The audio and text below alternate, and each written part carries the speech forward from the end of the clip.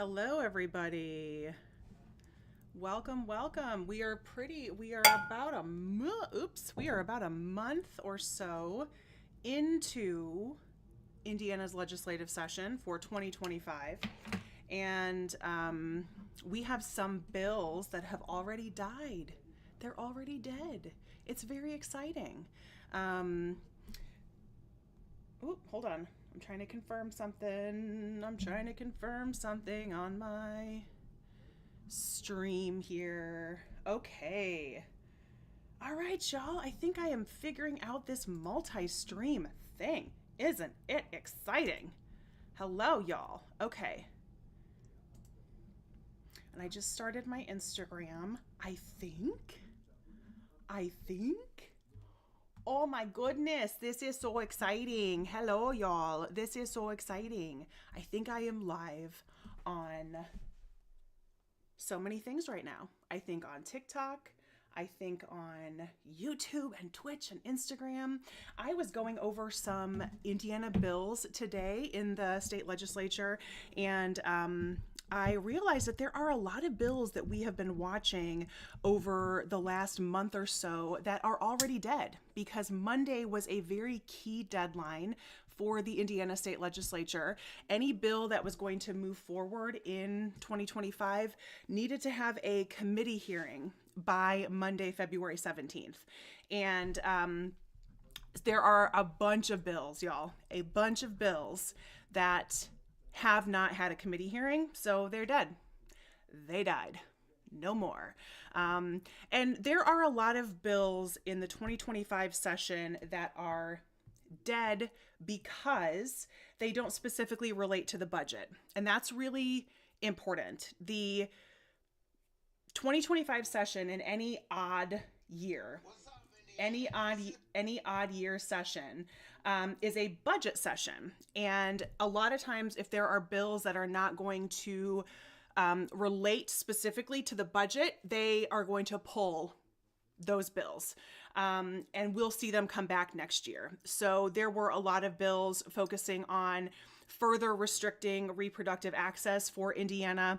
We saw a lot of those bills die. So that's a very good thing for 2025, a very good thing. And we don't need to have those rights restricted any further here in Indiana, but we can really expect those bills probably to come back in 2026 when it's not a budget year. Hey, Elizabeth.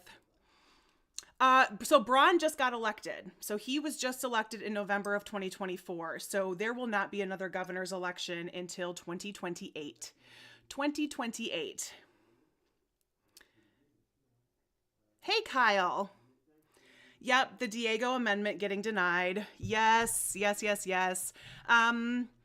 If y'all watched any of I did a video on this. I know some other creators have done videos on this as well, but Diego got kind of roasted by Rep. Ed Delaney because of some of his unconventional and very shady practices happening at the Secretary of State's office. So his budget asked for some pretty major increases, and when they attempted to strike that from the budget, I don't remember who introduced that amendment, but in a majority Republican legislature, we're not going to see we are not going to see that kind of amendment get any traction, unfortunately.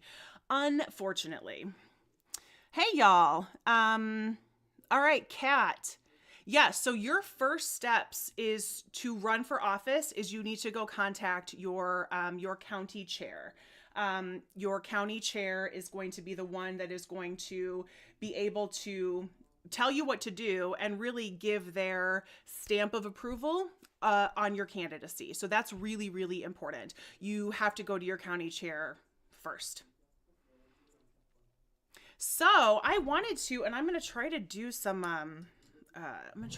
some multi-screen action here. If I can show, I wanted to show y'all, let me see. I wanted to show you, I'm going to add a source here. This is all new to me, y'all. This is so exciting. I want to show, what the heck here? I want to show my my other window. All right, hold on. I'm going to figure this out.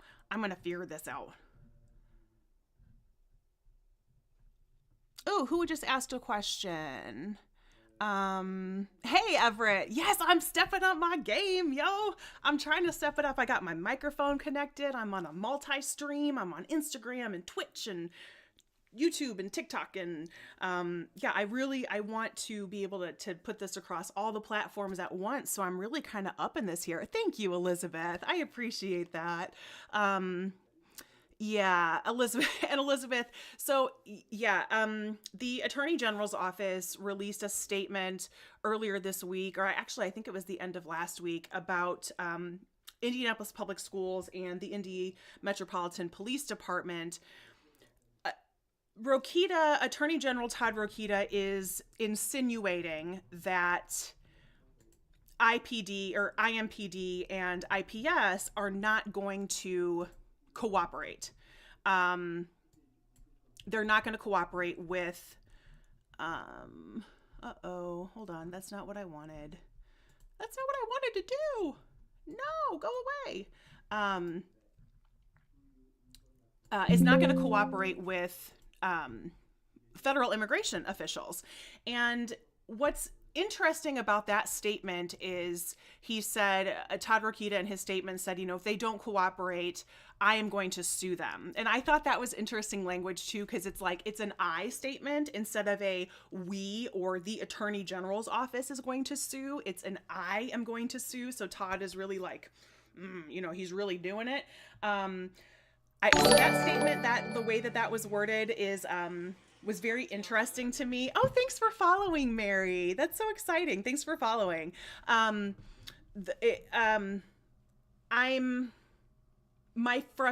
confusion, I guess, and I want to get a little more information, is because according to the statements released by Indianapolis Public Schools, they just said, we need to see a warrant.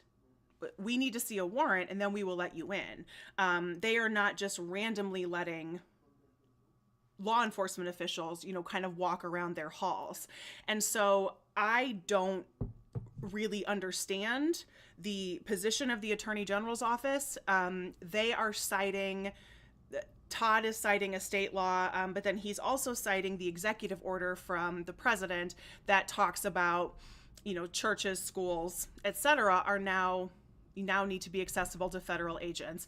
So Indianapolis Public Schools is following federal law because a student's documentation status cannot be used to deny them an education. So that's critical Supreme Court law, that it cannot be used to deny education. Now, are some entities going to try to strike down that precedent? Maybe they'll do that. But what we have to look at is kind of see what the Attorney General's office is going to do next. I don't see Indianapolis Public Schools doing anything wrong by saying, you have a warrant, you show us a warrant, then you can come into our schools. Because the warrant has to be for a person. They can't just go classroom by classroom and start asking a bunch of kids for identification, which kids don't. Kids have their student IDs on them all the time. So it's, I think it is interesting, and it's a real show of strength from, hold on, I'm going to try to find my page that has all my bills on it here. Hold on a second, y'all. Hold on. Okay. Oh, that's Instagram. We don't want to look at that. No, let me go to the other page. Haha. There we go. Okay, that's what I wanted to show y'all. That's what I wanted to show. So, yeah, I don't really understand the point of what Rokita is trying to do, other than trying to really posture. Oh, shoot. Why did it do that? Oh, that's not what I wanted to do. Oh, my gosh, you guys. Oh, my gosh. Hold on. I got to do another one. Okay. I'm going to figure it out this time, I promise. It's really just the Attorney General's office just trying to show like strength to the federal administration. That's really all it is. And so I'm curious to see what's going to happen next. We know that Rokita just loves to sue people, and he loves to sue entities. He just sued the St. Joseph County Sheriff's Department for his assertion that people are not, that the St. Joseph County Sheriff's Department is not cooperating with ICE. And from what I've heard from the Sheriff's Department, they always cooperate with ICE, and their statement was put out of like, we don't understand where this is coming from. The Attorney General never reached out to us. The Attorney General never warned us ahead of time that this was going to happen. So it is very weird that Rokita is just like lawsuit happy. His sanctuary cities assertions and some other accusations that he's making are really, really interesting. Oh, Everett, that region accent is slipping in. I know, it's there sometimes. I do my best. To make it not be there, but it's there sometimes. It sure is. All right. Yep, you're so right, Kim. Just creating chaos. He wants chaos. He wants attention. He really wants approval. I mean, with as much butt kissing as Rokita does to President Trump, you'd think that he would offer him a job. Like, come on, like, just take him. Like, you can take him, you can take Beckwith, that's fine. Like, go advance your careers in DC. Like, maybe we don't want y'all here. That's so funny. My regional accent. Oh my gosh. Yeah. That's usually my Wisconsin. Yep, because I want to make a casserole. But that's the Chicago. Yep. Oh my gosh. That's one of my favorites. And my heart and my sounds are they're not great. They're not great. There's always an E in there. As far as IMPD, hey Elizabeth. So Elizabeth said, as far as IMPD, does he want them to just lock up anyone? Yeah. So they want IMPD to quote cooperate with federal officials. And what the Indianapolis Metro Police has said is that's not really our job. That is ICE's job. That's why there is a federal agency to handle immigration. But our local and state law enforcement agencies, they cooperate with federal agencies all the time. That there is always cooperation. I think the concern from Indianapolis and from other police departments around the state, honestly, is that the volume that they are seeing of immigration cases, that is something that they are worried could overwhelm their resources. And in Indiana and beyond, we know over the last several years, law enforcement departments have had a really hard time keeping staff and hiring staff. There have been a lot of vacancies. So it's more of a workforce issue. It's more of like, do we have the capacity to handle this? And we'll have to see what happens with the other immigration bills that are working their way through the legislature to see if additional authority is going to be given to local law enforcement agencies, additional instruction from the legislature of how to handle immigration issues. Hey, Miss Piggy's assistant. Oh, thank you so much. And thank you for saying that. As a trans woman, I absolutely understand not being and not feeling safe in Indiana. And I am sorry that you didn't get to stay in Indiana. That it's truly unacceptable. There is another anti-trans bill that is working its way through the legislature, specifically targeting trans athletes. It is such a huge waste of resources. I think about, if y'all are familiar with the actor Laverne Cox, she was on The View a couple of weeks ago, and she was reminding people like, hey, trans folks, like, we're 1% of the population. And if y'all are targeting trans folks because you think that's going to lower your grocery bills or lower your gas bills, it's not, and you're focusing on the wrong 1%. And I love that she said that because she's 100% right. It is not the 1% of trans folks that are making life difficult for the rest of the population. It's actually probably the 1% of the richest that are making things difficult for the rest of the country. So thank you so much for joining. Yes, Dana, so much ignorance out there, so much. I've done a couple of videos about it. I am a former athlete in Indiana. I played sports. I think I was 4 when I started. I played sports my whole life. I went on to coach basketball for a long time. And this has never been an issue at all. It's never been an issue. I guarantee that I played against and I played for trans athletes. I never knew. I am somebody, whenever the trans conversation comes up, I am a 6 foot tall woman. And I think about all of the times that I had genetic biological advantages against my opponents, just given my size. So that is an area that is very disappointing to see our legislators waste their time on, honestly. Because Kyle, yep, I come from a basketball family. So we're all very tall people, and we're very like an Indiana postcard, like out in the driveway shooting hoops as a family, which is funny. Yes, thanks, Everett. Yeah, I did do a breakdown on the property tax bill.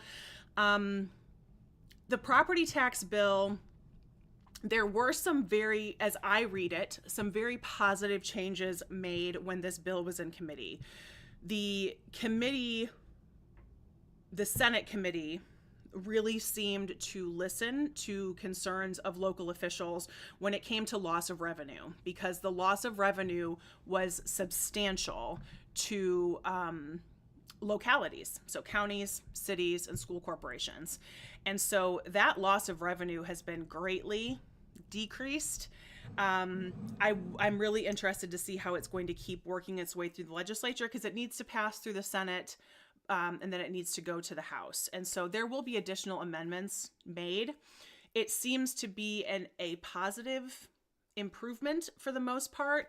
The concern is going to come in as it relates to where are they going to make up that revenue from, and where are those taxes going to go? So the last time we really reformed property taxes was 2008, when the property tax caps went into effect in Indiana. And at that time, that's when they raised our sales tax. So our sales tax went up. So that has been discussed, sales tax going up, additional local taxes being implemented, like a wheel tax or something for cities or counties, and also a service tax. So those things have been considered, and I don't know if they're getting any traction at this point in time, but that's what we're going to see in the amendment process, are those kind of things being hashed out. Governor Braun did release his statement kind of saying he was disappointed.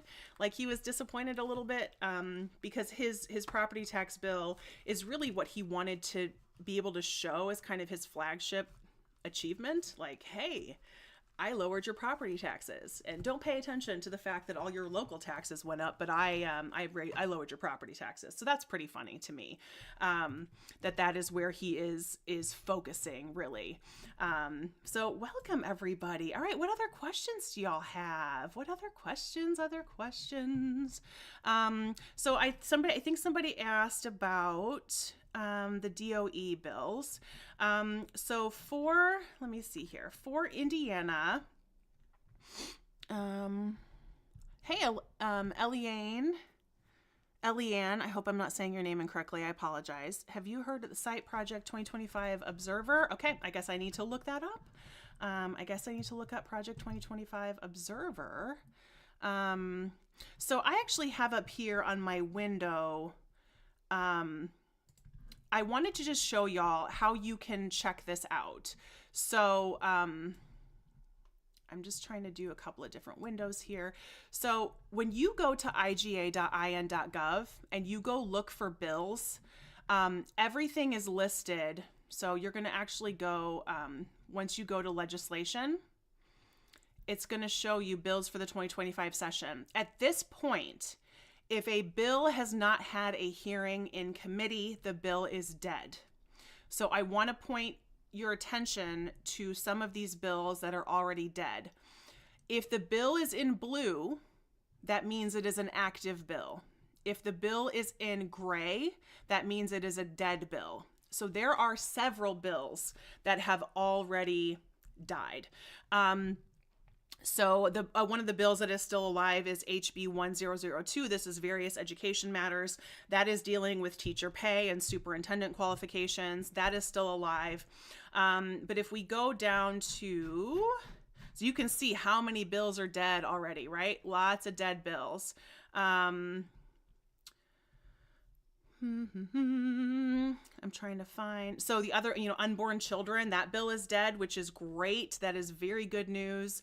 That was the bill that tried to add unborn children to the criminal code, making it a prosecutable, if that's a word, a prosecutable offense to have an abortion. And so even though that has been pulled for this year, we need to keep an eye on it because that will most likely come back in a following year, because that bill did not have a specific impact on the budget. So that's what we're going to see, kind of a distinction between budget-based bills, anything that has a fiscal impact, and non-budget-based bills, because this is a budget year in Indiana. So a lot of these bills that are more issues-based or social issues-based, kind of some of the most controversial stuff that Indiana does is going to come back in the 2026 session. We won't see these again this year. So let me go to a couple of the bills because we had some education. So HB 1136, that is the bill that was introduced by Representative Jake Teshka to force schools to close and become charters if 50% of their students attend somewhere else. And this bill is dead for the year. So that is very good news. 1136 is dead for the year. Now, what we still have going on is we still have the, in the state budget, which is HB 1001, it's still, where is it? It still allows for universal vouchers. So that is in here somewhere. So that is probably the biggest impact on education that we're going to see for the 2025 session. The budget is huge. So we're going to see huge moves on the state budget for education and for healthcare. Hey, Elizabeth.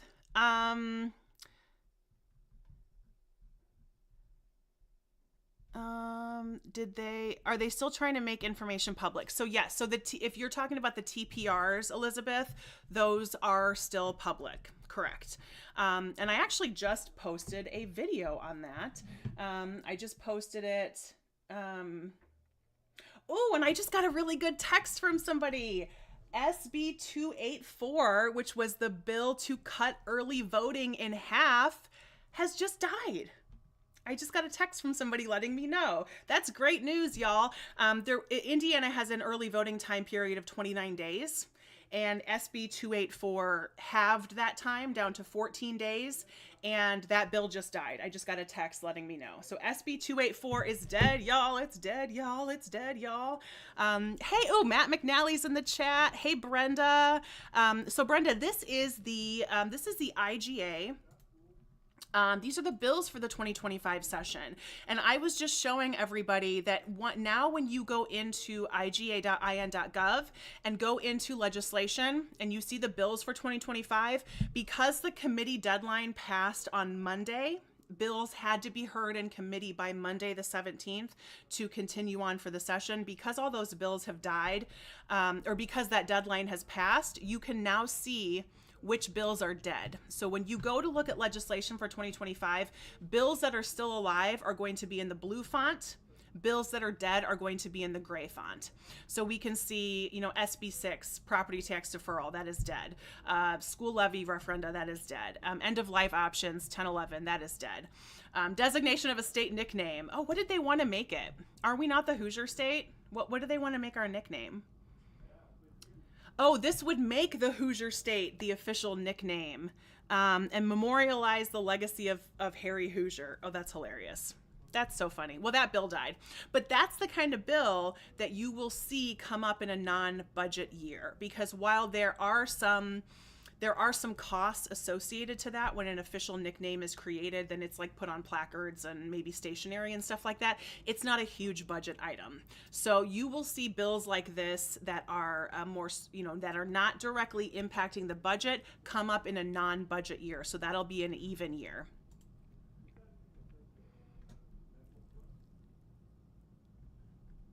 Oh yeah, Matt. That Lopez filed. Oh God, he filed after the deadline. Jeez Louise, y'all. Um,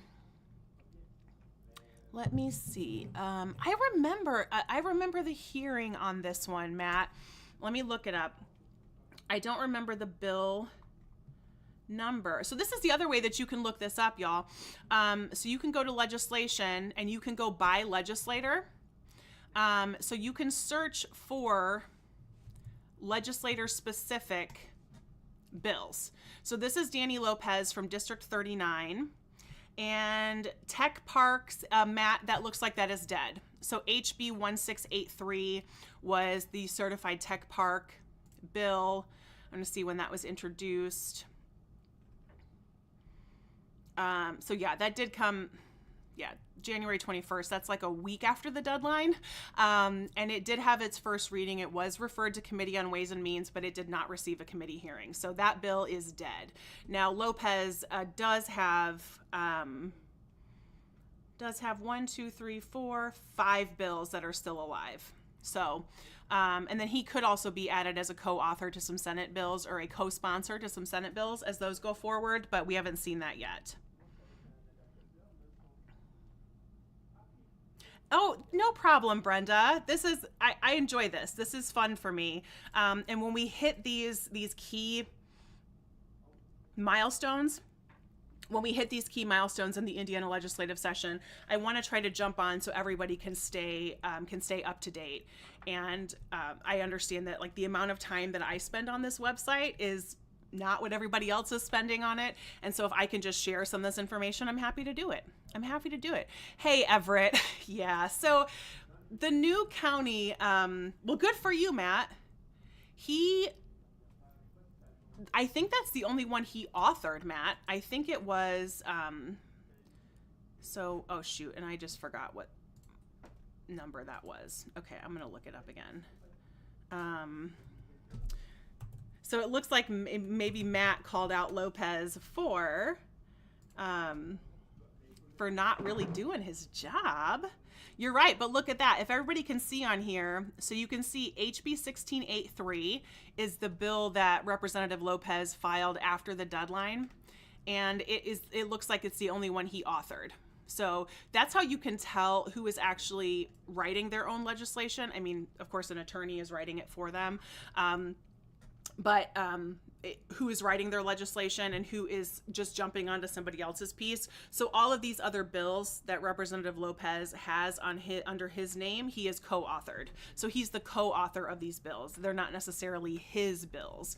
And it's not, I would say for someone who's a new legislator, maybe he really didn't know what he was doing, but that's unfortunate because when you're a new legislator, like you should get in there and you should have ideas, you should have things that you want to introduce to help your constituency.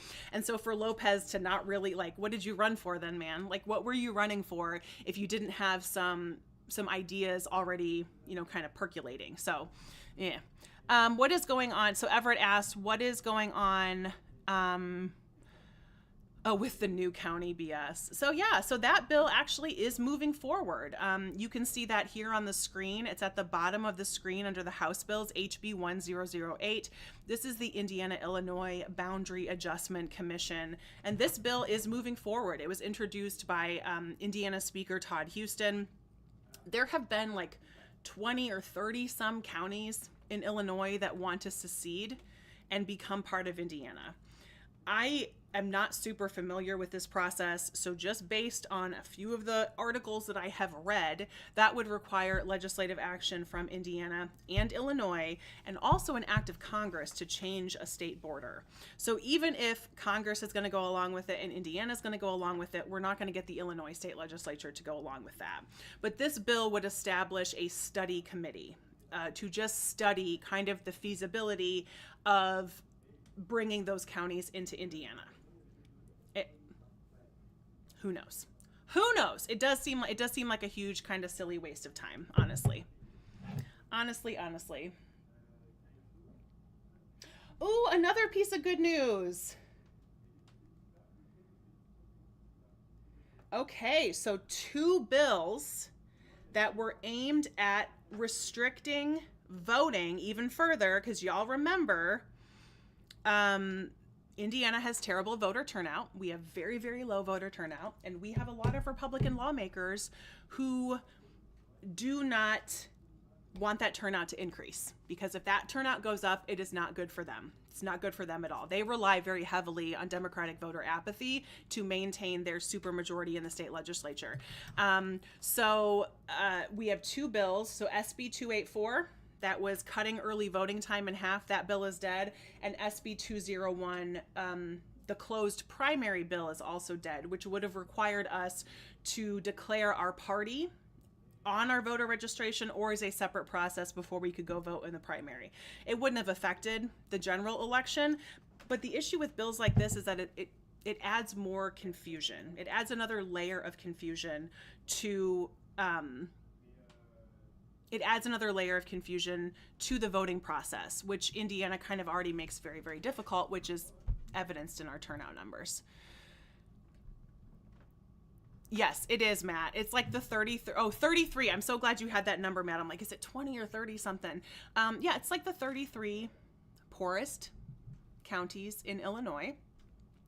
And they apparently want to come to Indiana because of how low our taxes are. And when this was floated as an idea, Illinois Governor Pritzker did a press conference where he said, like, healthcare is worse in Indiana.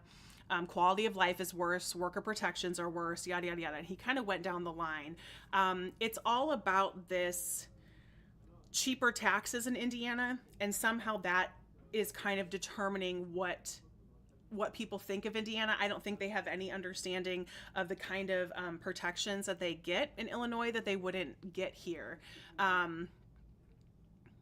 Oh, yeah, absolutely, Matt. Thank you so much for bringing that up. Yeah, if y'all do not read Michael Hicks, he is a Ball State economist, and he is so good. His analysis is really, really good. And so even if you're not like, I don't even get economics, I don't understand any of this, his writing is very, very easy to understand.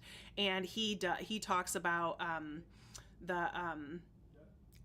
how that would economically not be beneficial to Indiana or to Illinois. All right, hold on. Okay. I'm thanking my people so I'm getting good updates, y'all. This is exciting. I'm very happy those 2 bills are dead. So this is a good one. This is very, very good. So the Senate is in session right now. Yes, Ball State.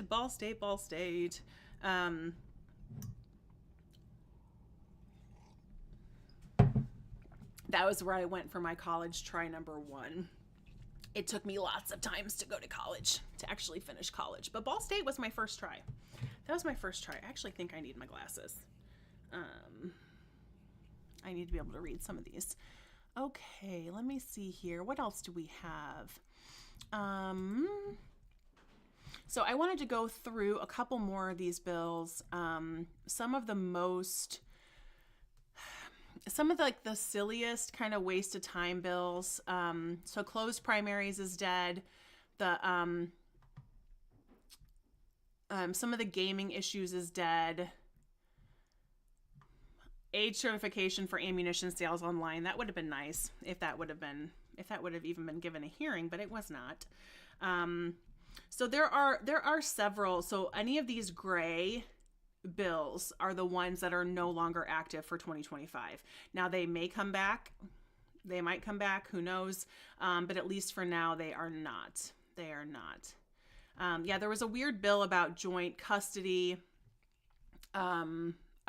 So yeah, there were some kind of some random ones in there, and some of these are very specific to someone's district, and so these are not moving forward.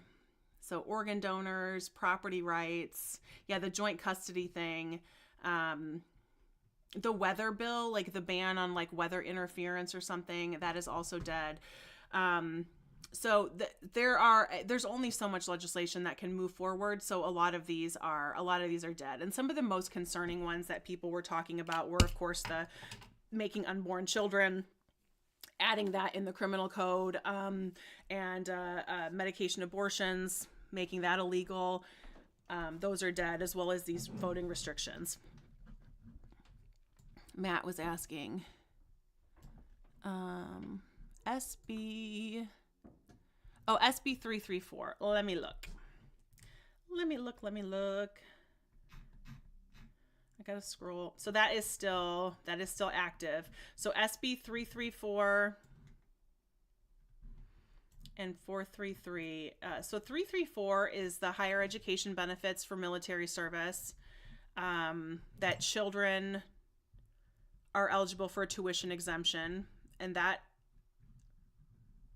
went to Appropriations Committee, and it's gone back to the Senate with a due pass recommendation. And then SB 433. Let me look that one up too. 433, veteran service officers. That bill is also still alive, Matt. It was also passed out of committee last week. There's an amendment, and it now has a co-author in Randolph. So it looks like it's still on the floor of the House, still waiting to be heard. So those are both still alive. Still living bills. Living bills. So, the no-fault divorce, that's another one that is dead. Tim Wesco pulled that bill, so that is good news also. But we have some major bills that still need to be decided and then passed in between chambers. So, of course, our budget, Medicaid, property taxes, there are just some lofty pieces of legislation.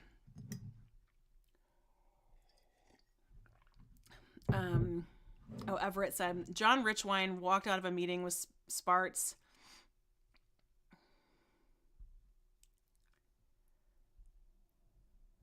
Oh, somebody went to a meeting at her mobile office and they walked out. Ugh. Yeah, they don't listen. And the best thing to do is to just keep using that as evidence of why we need somebody to run against them. That's why somebody should be running against them. I do have people that reach out quite a bit and ask, what can I do? This person isn't listening to me, or what can I do? Because, the state rep or whoever, like, they just send me a stupid form letter. Like, I ask them a question and they send me a stupid form letter.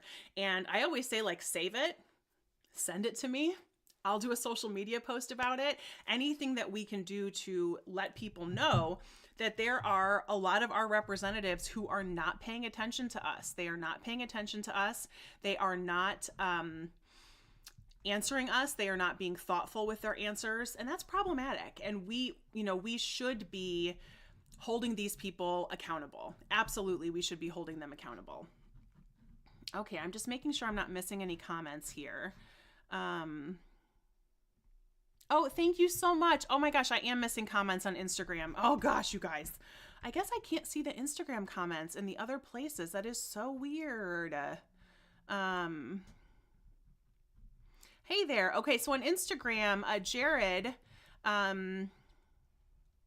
absolutely. So, Jared, we will start to know this as we get a little closer to 2026. So Jared on Instagram asked if there was a list of statewide offices by Republicans that are unopposed. So we can look from last year. There were about 40 Republicans who ran unopposed in 2024. So we can look again coming up for 2026 and we can see who is running unopposed and who usually has an opponent. And that is how we can start to figure out who these open seats are going to be. And then OM George asked me if I made it to the protest. I did not. I'm very far away from Indianapolis, and I did not have an opportunity to get out to the protests. And Sierra's asking, have I covered the Medicaid bill? I have only covered it when it was first introduced and when it went to committee. I need to do another deep dive on that because there have been some amendments that have been added to this bill that are really important, especially as it relates to the ABA therapy and the caps on therapy. I do think it is concerning for the Medicaid bill that our lawmakers want to kind of do more checks on who is working, if they really deserve it. Their goal is to lower HIP enrollment and Medicaid enrollment in Indiana by over 200,000 people. So it's problematic. It's very problematic. But this is how Indiana is trying to address their budget shortfall, our budget shortfall.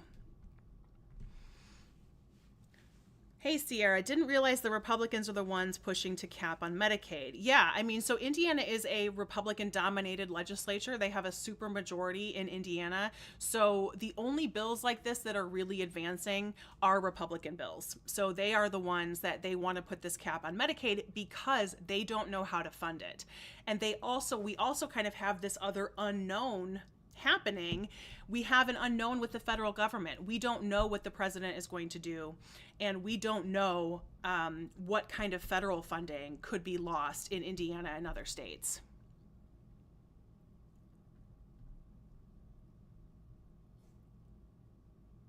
Oh, Sierra went to Ball State too. Oh, that's awesome. And thank you so much, Nikki. Thank you for being here. I appreciate y'all so much. Hey Roz, so Roz on Instagram asked, have you heard of anyone being inspired to run in 2026? I have had a lot of people reach out to me and say, hey, how do I run? What do I do? How do I run? I want to run. I don't want this person to be unopposed. So I do think there is some energy out there, and that's just anecdotal, of course, coming from me. We'll really have to see as we get closer to the 2026 campaign, but people are starting to understand that even if you are in a district where it is nearly impossible for a Democrat to win, a Democrat still needs to run because we need those doors to be knocked on. The thing that I keep in mind from the 2024 election is those 40 House seats for Indiana, or state seats, the 40 seats in Indiana where a Republican ran unopposed in 2024, that represents almost 3 million Hoosiers. Almost 3 million Hoosiers did not even have the opportunity to hear the Democratic message. And that is where we should be focusing in Indiana, of offering people an alternative to this kind of policy that is just continuing not to help the people of Indiana. Oh yeah, Dana, ABA therapy. I believe there was an amendment made to ABA, but I need to do a little more checking on that and see. Yes, Nikki. Yep, they changed re-enrollment for Medicaid to quarterly, and instead of annually, because they want people to maybe forget their enrollment, and maybe they don't remember to re-enroll. But they also want to have the opportunity to reevaluate Medicaid patients. Let me see. I'm just making sure that I am not missing anything here. All right, what else do we have? What other questions do y'all have? I'm just getting used to this. I am really just getting used to this like other chat here. And I apologize for the mistakes that I am making. Thank you. Oop, hold on. I think I needed to refresh. Did I refresh? Okay, we're good. I think I'm good. Y'all. Okay. What was the other one I was going to look at? There is another. Let me see.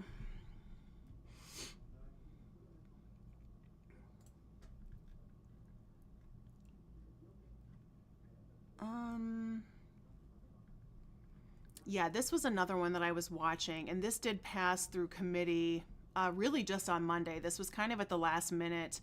Um, so this was, again, cooperation, governmental entities, cooperation in post-secondary institutions about federal immigration enforcement. So there's a lot of immigration stuff, but I do think a couple of these bills have died. But immigration, I mean, that is a huge issue.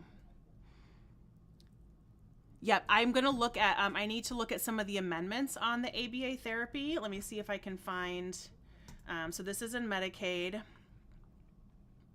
And I want to see what Senate amendments.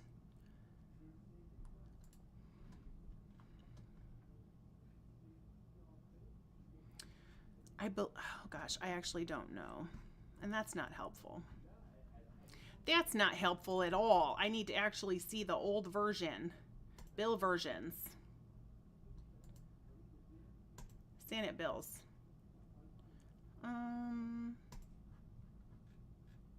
Oh gosh, that's not helpful at all.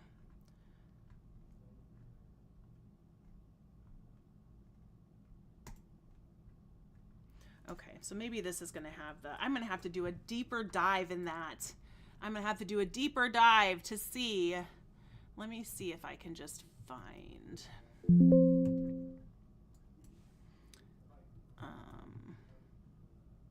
If I look up behavioral, yeah, I'm not going to be able to find it just by doing a search. Sometimes I just search the document and then I find exactly what I'm looking for. So I'll do a deeper dive into that. At least from a couple of articles that I read, I believe they were trying to extend the caps on that, extend the caps on ABA. All right.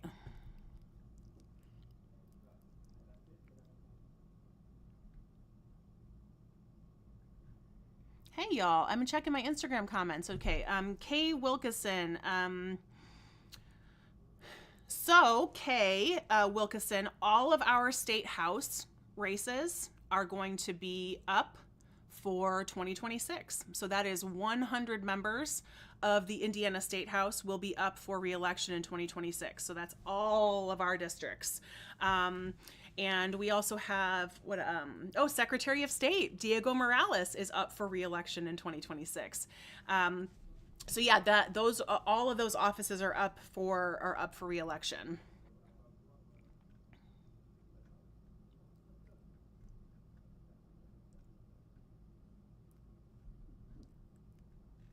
Okay, I'm just checking my comments, y'all. Hey, Roz.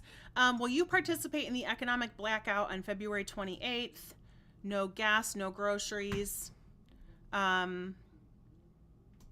me see. What?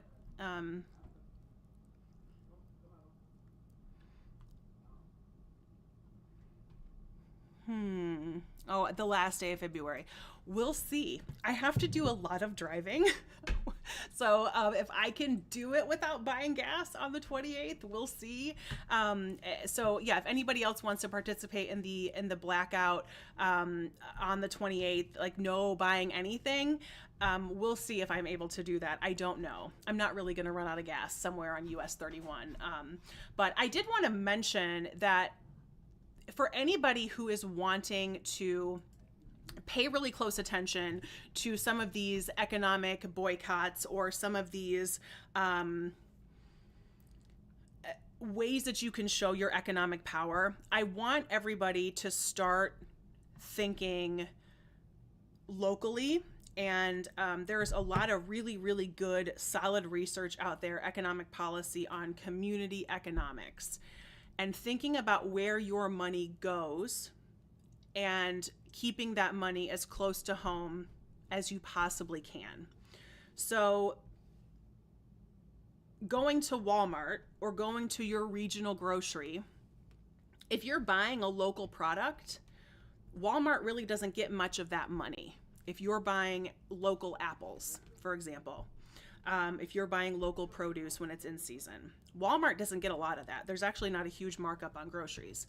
So it is possible for you to go to a place like Walmart or go to a regional grocery and buy a local product. And so I want y'all to look up community economics because I do think it's an important concept, and it takes some of the mystery out of how you want to show your economic power, how you want to exercise that economic power, because I think it can be overwhelming. You want to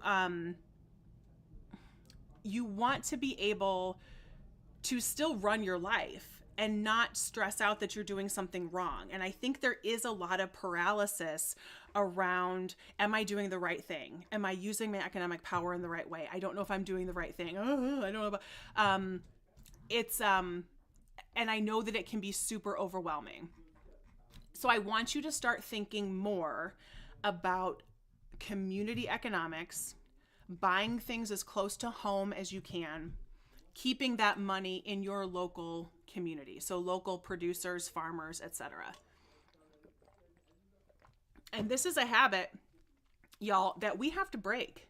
I think about how different it is when I'm in France, for example, with my husband and his family, and everything is local. Everything is local. Everything is right down the street. The quality of food is so much higher and it's fresher. So everything, your bread, your cheese, your produce, things are local. They're really close to your home. It's a completely different lifestyle. It's a completely different way of thinking. We are used to going to the store and buying strawberries in December.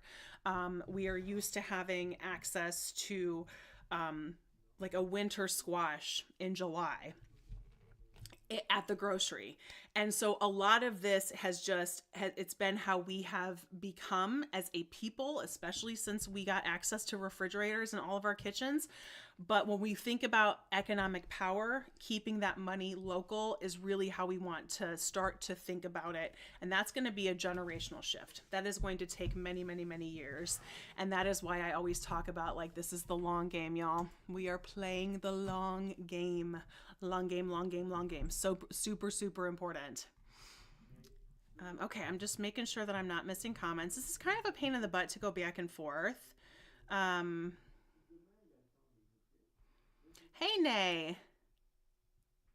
Absolutely, Roz. Weekend farmers markets. Find your farmers market. Find your co-op if you have a co-op in town. A co-op or a CSA where you can buy local goods. That's amazing.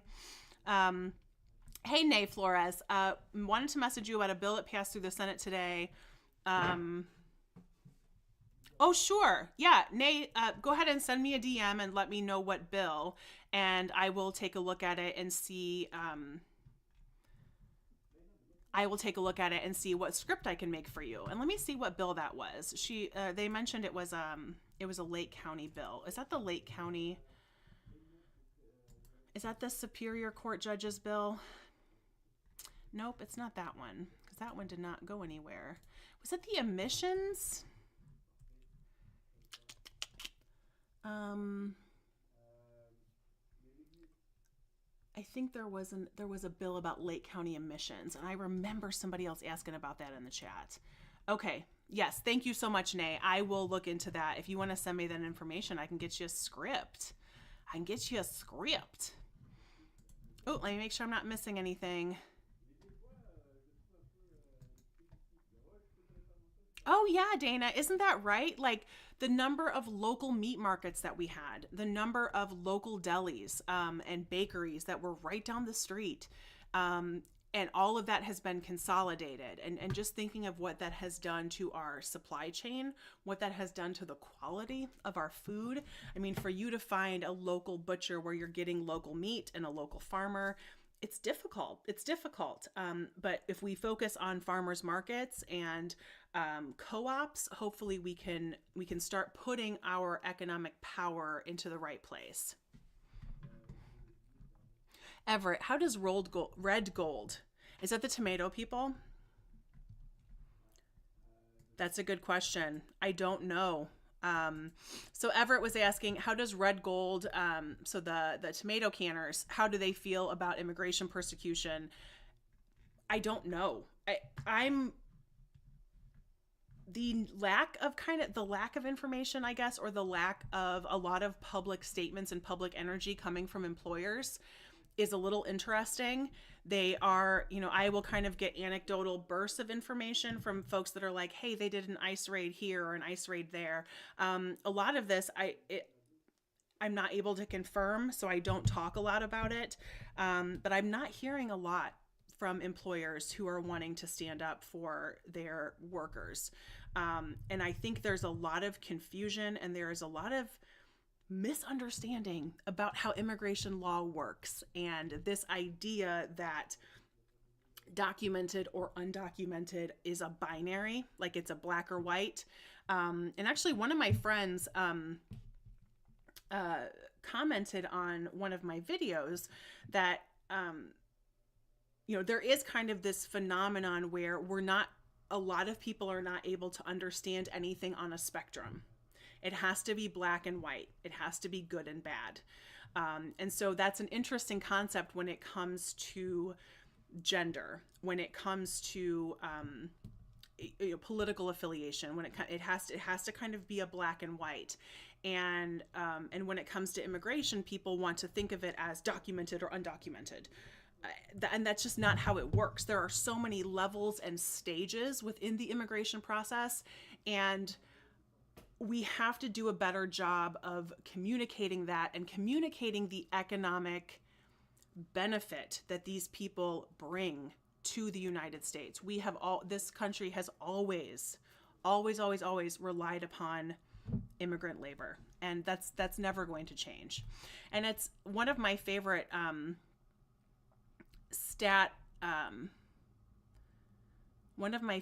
stats is about immigrants in the US. Kind of always immigrants have made up around like 13 or 14% of our population. That's remained pretty consistent. So that kind of shows that's what our labor market demands. That's what our labor market asks for, is about a 13 or 14% number of immigrants.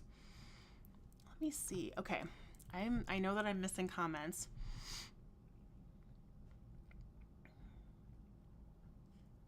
Oh, Nate Flores, thank you so much. Okay, yes, I am going to look at, hey, Sierra. Yes, so anything that is in gray on the state website, so when you go to these bills and you look at what is gray and what is blue, the gray bills are dead. The gray bills are dead for this session. And it doesn't necessarily mean that they didn't pass, because a lot of them were not even voted on. So these bills that are in gray, those have not moved forward. But like what Nay Flores was just talking about over on Instagram, SB2, which is the Medicaid bill, that is moving forward. And I want to look at the latest actions on this. So this passed yesterday. So SB2, the Medicaid bill, passed yesterday. It was referred to the House today. So the Indiana State House is now going to take up the Medicaid bill and make their adjustments to it. There were some amendments that were offered by some Democrats that you can see failed. So Senators Yoder and Kodora offered some amendments to the Medicaid bill. Those amendments failed, unfortunately.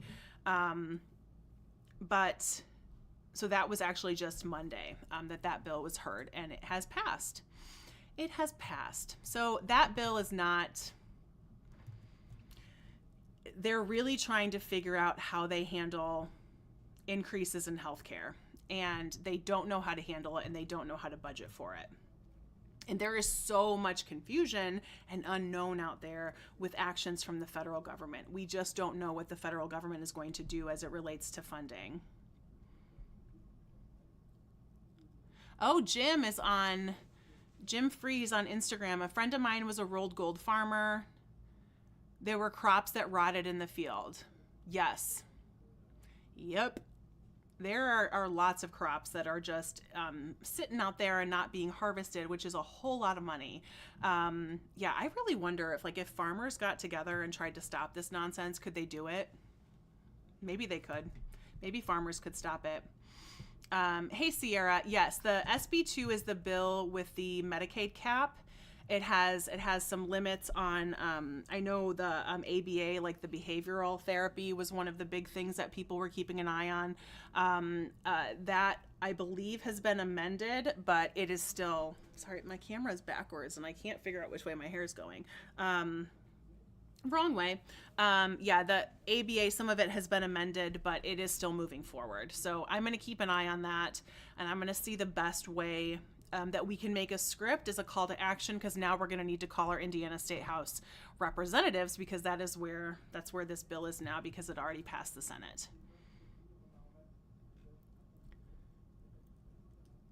Right, Sierra? Farmers and vets. Farmers and veterans, if they actually banded together,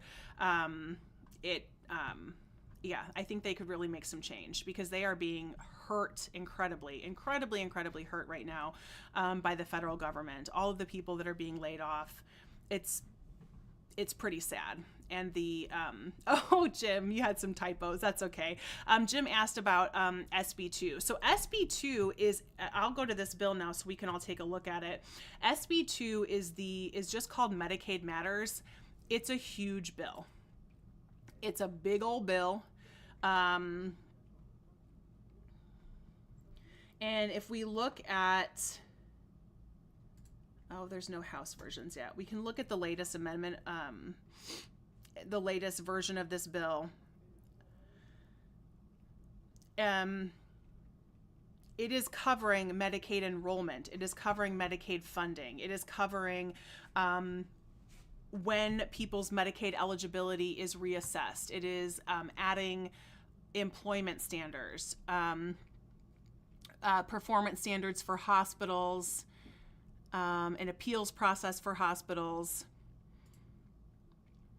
So there's quite a bit in here, and because it is so big and it hits so many different facets of our Medicaid system, I really want to do a deep dive and kind of see what the House is going to do with it. But at this point, we should be calling our state House representative and asking them to remove any caps and remove any limitations to enrollment, because we don't need to have any limitations on enrollment. We don't need to have any disincentive for somebody to enroll in health insurance, because what we understand is people who do not have access to health insurance and do not have access to preventative care, they end up in the emergency room, and it ends up costing everybody a lot more money when people can't access preventative care.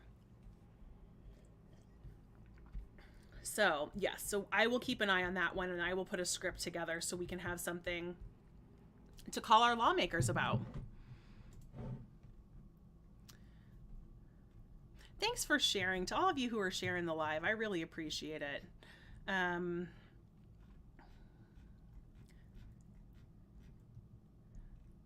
Oh, let me go back. There was another one I wanted to just check really quick. Oh, there were a couple of other bills. I've been doing some digging into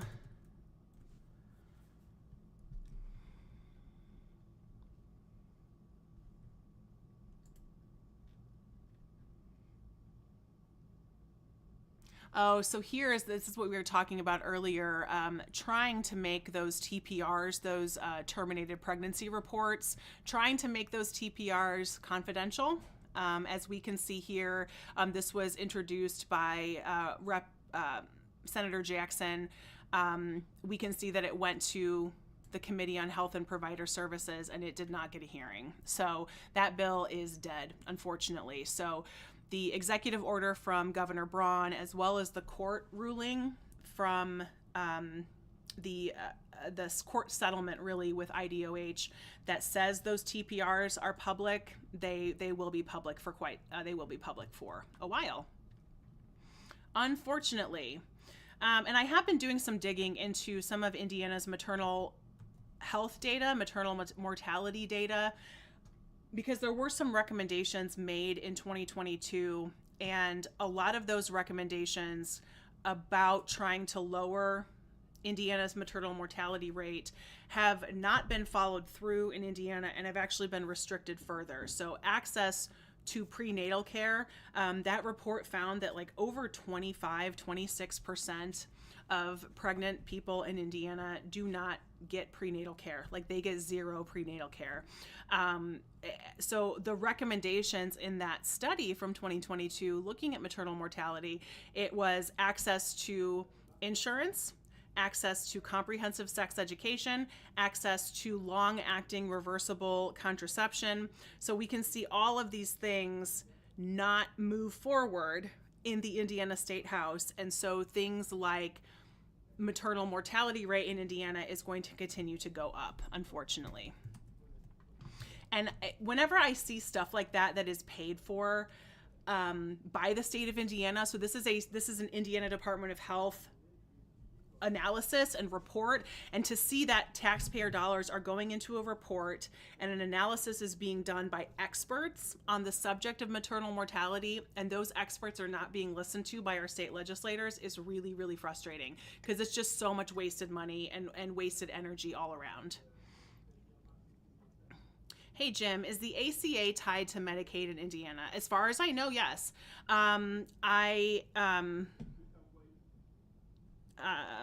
Yes, because the ACA expansion is what HIP is in Indiana. So like HIP 2.0, that's kind of the ACA expansion. So yeah, we do, Medicaid and HIP in Indiana do rely on the ACA and on that funding. Yeah, there are some. Yeah, Sierra was asking about some of the abortion bills. There were a lot of the most extreme abortion bills for this session did not go forward. And there were just a couple. So the ban on abortion-inducing drugs, that did not go forward. The prohibiting government assistance, that did not go forward.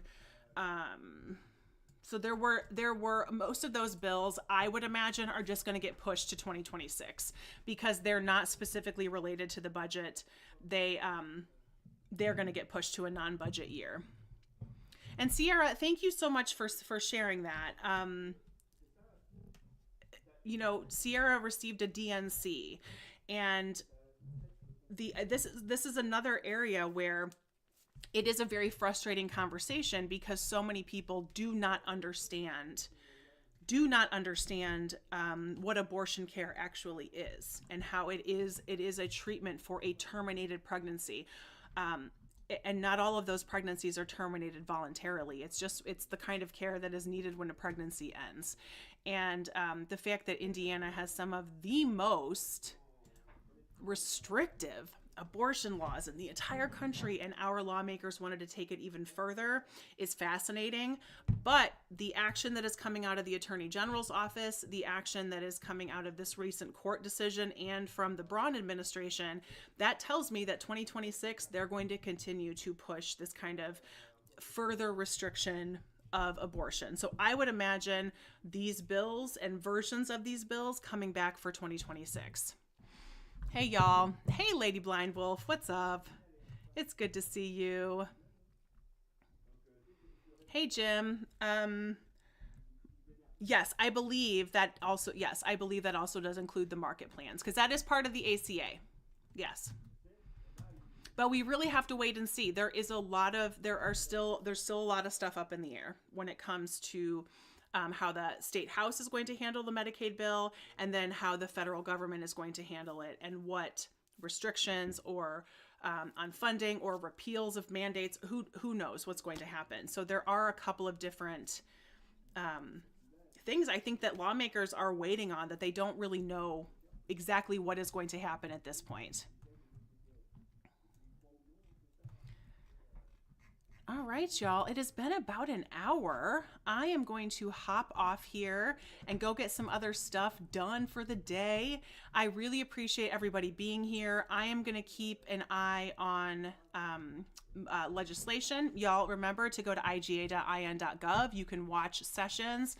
Now that the committees are finished, we are now seeing bills being referred to each side of the House. It's going to be, there's going to be a lot of heavy lifting happening. This session does not end for over 2 more months. So we are looking at the end of April for this session to end. So we've got 2 more months of the Indiana legislature where they have to pass the budget. There's a bunch of education, Medicaid. I mean, we're looking at these huge ticket items. So let's keep an eye on everything. I'm going to keep making videos and keeping y'all updated. Hey, Days Not Confused. I know, I'm sorry. I've been on here a little over an hour. So it's time for me to hop off and get some other things done. So I appreciate y'all being here and asking questions. I'm doing my best to answer messages as I receive them. I'm getting a lot of messages these days, and I know that I'm not able to keep up as I would like to, so I do apologize for that. And yes, Everett, it's going to be a long 2 months. It's going to be a long 2 months because there is going to be a lot of back and forth on these bills because Indiana's budget shortfall is really frustrating lawmakers, especially lawmakers who have been in the state house for a long time and are so used to having a big budget surplus because we've had a surplus for a while. So having this kind of shortfall in revenue predictions is kind of getting their panties in a knot down there because they don't really know what to do with that. So we're going to keep an eye on everything, and I will see y'all next time. Let me know what questions you have. I really appreciate you all. I really appreciate this engaging conversation. It was fun. Thank you so much. And I think I could be wrong. If you missed this, I think it's going to stay on YouTube. I will look. I think it stays on YouTube. So appreciate y'all being here. Thank you so much. And thank you for being patient with me as I figured out some of this streaming stuff. I'm glad